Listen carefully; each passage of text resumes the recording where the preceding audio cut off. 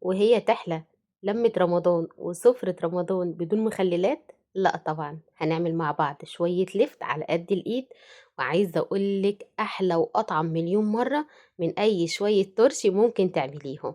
تعالوا نسمّي الله ونصلّي على رسول الله عليه الصلاة والسلام، ونجيب شوية لِفْت بقى كده من عند بتاع الخضار. أهم حاجة لمّا تيجي تنقّي اللِفْت، نقي الليفت اللي هو التقيل، ما يكونش يعني يكون حجمه تقيل، مش ما يكونش حجمه خفيف. الخفيفة دي بتبقى قلبها بيبقى شايخ، اللي هو عامل زي الإسفنج ده كده ترميه، لإنه مش هينفع لو خلّيتيها بالطريقة دي هيسوَد معاكِ يا مسكّرة ومش هيبقى حلو خالص. فمن الأفضل لو لقيتيها شايخة والّا حاجة، واحدة شايخة أو 2 فاستبعديهم تمامًا عشان الليفت بتاعِك ما يبوظش. دي أول نقطة ومهمة جدًا، جدًا. باحب أجيب اللِفْت بالعروق بتاعة اللِفْت، لإن ولادي بصراحة بيحبوها، بيقولوا عليها عصيان. تمام، فأنتِ لو بتحبي زيي فقطّعي عروق كده بالشكل اللي أنتم شايفينه ده، العروق اللي هي كويسة كده وحلوة. بابتدي إن أنا برضه باخد حبّة كده من العروق وباقطّعها بالشكل اللي أنتم شايفينه. اللِفْت بقى باقشّر الجزء الأبيض اللي فوق، باشيل منه بس طبقة خفيفة جدًا، باقشّره زي البطاطس كده. أمّا الموف ده باسيبه زي ما هو كده. أهو بابُص كده على الوحدة الليفتاية لو فيها أي حاجة في الموف دي بايظة والّا حاجة لا قدّر الله، باشيل الجزء اللي هو لو فيه حاجة.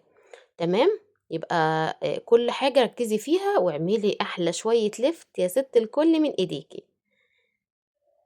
استحلفتِك بالله تحطّي لايك وتكتبي لي comment حلو وتدعي لي دعوة وليكِ بالمثل. هنبتدي نقشّر كل الليفت اللي معانا، على فكرة رخيص جدًا، الكيلو تقريبًا ب15 جنيه وب20 جنيه. هو حلو جدًا، وعايزة أقول لِك هاضبط لِك الملح جدًا، جدًا، ويقعد معاكِ شهر رمضان كله. هنلم بقى كل الزبالة دي نحطها في الشوال بتاعنا، وتعالوا بقى على الحوض نغسل الليفت وإزاي يطلع معاكِ زي الفل. وإن شاء الله هنعمل مع بعض مخلّلات مشكّلة، تبقى جزر وخيار وفلفل وكده إن شاء الله، ويطلع معاكِ زي العسل. عايزة أقول لِك اللِفْت ده 5 أيام، 4 أيام هتاكلي منه، هيقعد معاكِ قد إيه، يقعد معاكِ أزيد من شهر.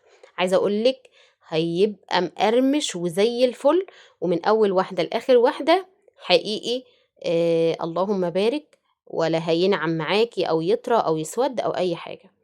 هنا بقى تعالي بقى على الحوض، حطّي مَيّة كتير على الليفت.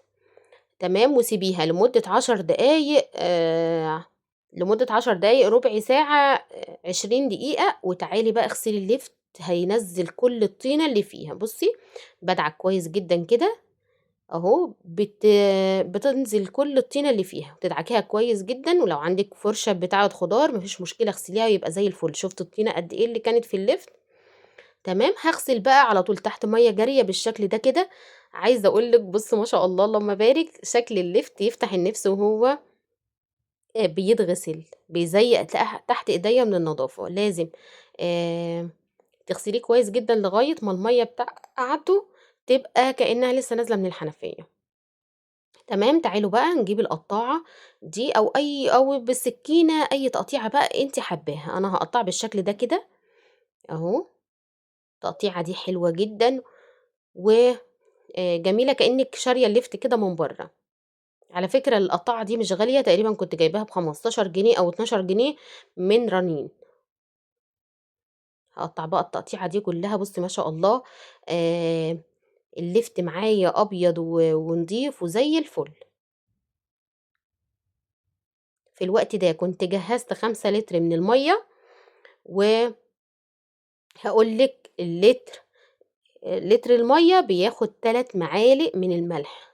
الليفت من الحاجات اللي لو زاد ملحها بتبقى حادقة جدًا، فال3 معالق من الملح هرميين، فده كان مضبوط جدًا لكل لتر من المَيّة بتاعة الليفت. لو عندِك فلتر حطّي مَيّة من الفلتر، لو ما عندكيش فلتر المَيّة بتاعة التخليل، أي نوع مخلل أنتِ بتحبي تخلّليه وعايزة يقعد معاكِ مدة طويلة وكمان يبقى حلو كده وطعم المخلل غير أي طعم مخلل اللي أنتِ ممكن تدوقيه. اغلي المَيّة وسيبيها لمّا تبرد تمامًا، تمامًا لو ما عندكيش فلتر. وده عايزة أقول لِك لا هينعّم معاكِ الليفت ولا أي نوع مخلل تاني. ولا يعمل ريم أبيض على الوش ولا الكلام ده كله. فلو عندك فلتر استخدمي مية من الفلتر، ما عندكيش فلتر اغلي المية وسيبيها لما تبرد تماما، وتبتدي تخللي بيها أي نوع مخلل بقى إن كان لفت أو غيره. هبتدي أقطع بالشكل اللي انتوا شايفينه ده أهو كل الكمية اللي معايا. تعالوا بقى لأهم خطوة في الفيديو، كل نقطة مهمة جدا جدا، وطبعا ده يبقى على أي مخلل انت تعمليه. البطرمانات، البطرمانات لازم تكون مغسولة كويس جدا جدا، وكمان متعقمة. بعقمها ازاي؟ مية دافية مايلة للسخونة، وعليها حبة من الخل، تمام، ربع كوباية من الخل كده، وتبتدي تقفلي البطرمان بتاعك وترجيه كويس جدا جدا، وتسيبيه لمدة 10 دقايق. لو في اي بكتيريا ولا اي حاجة الخل بيسحبها، وبعد كده بتفضي المية بالخل وتقلبيه لغاية ما يتصفى خالص، وبعد كده بتبتدي تعبي عندك البطرمانات وتبقى معاكي زي الفل. زي ما بقول في كل فيديو انا بعمله بتاع مخللات حقيقي، انا ما برميش يعني مش مثلا انا خللت في البطرمان دلوقتي لفت وارجع لما يخلص ارمي البطرمان، لا انا بشتغل فيه، يعني بيقعد معايا كذا سنة ان كان بلاستيك ولا ازاز. تمام، اهو جبت 5 لتر من المية، المية من الفلتر، وكمان ضفت عليها 15 معلقة من الملح للكمية دي. 5 لتر، كل لتر عليه 3 معالق من الملح، وكمان معلقة سكر عشان تديكي القرشة الحلوة، بس تقريبا ما جاتش في الكاميرا. بس اوعي تنسي معلقة السكر لان دي مادة حافظة وحلوة جدا. ربنا يحسن ما بين ايديكم، والسلام عليكم.